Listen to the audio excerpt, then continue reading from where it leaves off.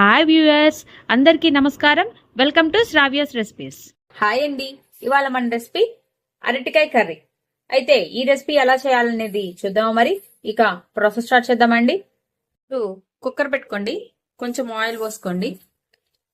Oil పోసుకొని కొంచెం తాలింపు గింజలు, పచ్చిపప్పు వేసుకోండి, ఎండుమిర్చి, కొంచెం కరివేపాకు. ఇప్పుడు ఇట్లా మొత్తం వేగినాయి కదండి. వేగించుకున్న తర్వాత మనము పచ్చిమిరపకాయలు గోల్సైడ్ వచ్చేదాకా కొంచెం వేయించుకున్నామండి. ఆ పచ్చివాసన కొంచెం సేపు చాలండి, కుక్కరే కాబట్టి ఎక్కువ అక్కర్లేదు, జస్ట్ కొంచెం వేయించుకున్నాం మొత్తం కూడా. ఇప్పుడు ఇదిగోండి అరటికాయ ముక్కలు ఇలా తరుక్కొని ఉంచుకున్నాను.